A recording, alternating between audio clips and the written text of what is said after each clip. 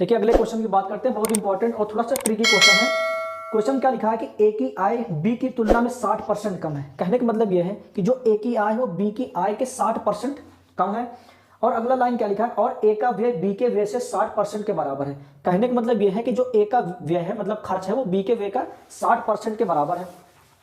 आगे क्वेश्चन क्या लिखा है कि यदि ए की आय बी के व्यय के 70% के बराबर है, यदि ए की जो आय है बी के व्यय के 70% के बराबर है, तो क्या दिया क्वेश्चन, पूछना क्या है कि ए और बी के बचत का अनुपात निकालना है। क्या निकालना है, बचत के अनुपात। देखिए तीन शर्तें दी हमारी, क्या क्या, तीन शर्तों को एक बार फिर से देखते हैं। ए की आय बी की तुलना में 60% कम है। कहने का मतलब यह है जो ए की आय है बी की आय का 60% कम है, तुलना में जो है 60% कम है। दूसरी लाइन क्या लिखा कि ए का व्यय बी के व्यय के 60% के बराबर है यदि ए की आय बी के व्यय के 70% के बराबर है। अब देखिए क्या दिया है, पहली देखिए तीसरी कंडीशन से आप चलते हैं चाहे पहली कंडीशन चले। देखिए तीसरी कंडीशन से चलते हैं, उसमें क्या दिया है कि बी के व्यय का ए की आय 60% के बराबर है। हम अपनी तरफ से मान लेते हैं तो बी का व्यय कितना है, 100 रुपया। अगर अपनी तरफ से मान लीजिए कि बी का व्यय कितना है,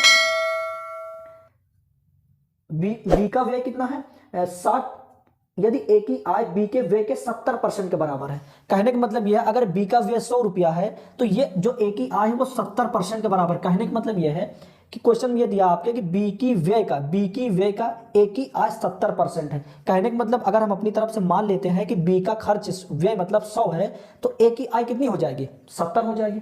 अब आगे क्वेश्चन में क्या दिया है कि ए की आय बी की तुलना में 60% कम है, बी की तुलना में 60% क्या है, कम।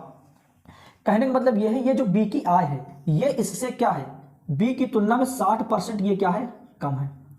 जो ए की आय है बी की आय में 60% कम।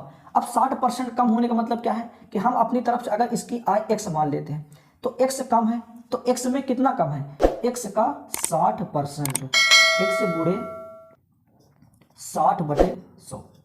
कहने का मतलब ये अगर बी की आय को अगर आप x मान लोगे तो एक इसकी आय में 60% कम, मतलब x माइनस x का 60%, तो ये 0 से 0 कैंसिल हो जाएगा। हाई ये किसके बराबर, 70 के बराबर। देखिए इसकी आय का ये 60% कम दिया गया है और हाई कितना 70, तो 0 से 0 कैंसिल हो जाएगा, 2 तिहाई 6 और 2 पंचे 10, 5x और 5x में से 3x जाएगा, बचेगा कितना 2x/5 बराबर 70।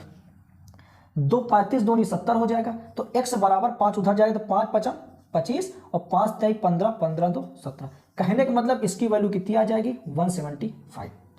देखिए पहली तीसरी कंडीशन क्या दिया था कि जो बी का व्यय का ए की आय 70% है। हम अपनी तरफ से मान लिए कि बी का व्यय अगर व्यय 100 रुपया है तो ए की आय कितनी हो जाएगी, इसका 70%, 70 हो गया। अब पहली कंडीशन में क्या दिया था कि जो ए की आय है, ए की आय बी की आय का 60% कम है, तो बी की आय का 60% कम। कहने का मतलब यह है जो बी की आय है इसका 60% कम है ए की आय। तो हम लोगों ने इस कॉन्सेप्ट की वजह से निकाल लिया कि बी की आय क्या होगी। अब बी की आय हमारे सामने क्या आ गई है, 175। अब आगे क्वेश्चन में क्या दिया है कि हम लोगों ने तीसरी शर्त और पहली शर्त को अप्लाई कर दिया। अब लिखा है कि और ए का व्यय बी के व्यय के 60% के बराबर है। जो ए का व्यय है बी के व्यय का 60%। कहने का मतलब यह है कि जो बी का व्यय 100 रुपया है तो इसका व्यय कितना हो जाएगा, 60% के बराबर, मतलब 60 हो जाएगा। अब देखिए ए व्यक्ति 70 रुपया कमाता है, 60 रुपया खर्च करता है, तो उसकी बचत कितनी हो जाएगी, 10 रुपया।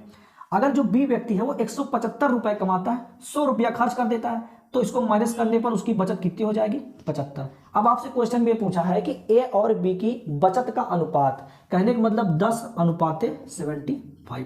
किससे कटेगा, 5 से कटेगा, 5 दूनी 10 और 15 पचे 75। हमारा आंसर कितना आ जाएगा, 2:15, जो कि ऑप्शन नंबर डी में सही है। एक बार क्वेश्चन फिर से समझते हैं। देखिए क्वेश्चन में 3 कंडीशन दी है, क्या क्या। सबसे पहले हम तीसरी कंडीशन से इसलिए उठाए क्योंकि एक ही डाटा पर 2 चीजें हमें क्लियर हो जा रही है। क्या क्या क्लियर हो जा रही है कि जो बी का व्यय बी का व्यय की कंपेयर दिया था कि 70% ए की आय है, और दूसरी कंडीशन में दिया था कि बी का जो व्यय का ए का व्यय बी के व्यय का 60% है। तो हम लोग एक डाटा अगर 100 मान लिए तो हमें 2 चीजें आसान हो गई। अगर और कोई चीज आप 100 मानते तो आप क्वेश्चन होता, लेकिन डाटा थोड़ा सा आपको कॉम्प्लिकेट हो जाता। तो इसलिए अगर बी का खर्च हम 100 मान लिए हैं तो ए का भी 70 पर, ए की आय 70% है तो इसका 70 हो जाएगा, और ए का खर्च 60% है बी के खर्च का, तो 100 का 60% मतलब 60 हो जाएगा। अब तीसरी पहली कंडीशन क्या दिया था कि बी के आय का ये 70%, जो 70 आया है वो बी के आय का 60% कम है। तो कहने का मतलब ये है कि 175 आया, क्या 175 का 60% कम कितना हो जाएगा, 70। अब देखिए ए की आय है और ए का खर्च, बी की आय है और बी का खर्च, तो कहने का मतलब अगर 70 रुपया कमाता 60 रुपया खर्च कर देता तो बचत कितने करेगा, 10 रुपया के। अगर बी जो है 175 रुपया कमाता 100 रुपया खर्च करता तो कितने रुपए बचत करेगा, 75 रुपए के। तो दोनों का अनुपात कितना निकल के आएगा, 2:15, जो कि डी नंबर ऑप्शन में हमारा सही है।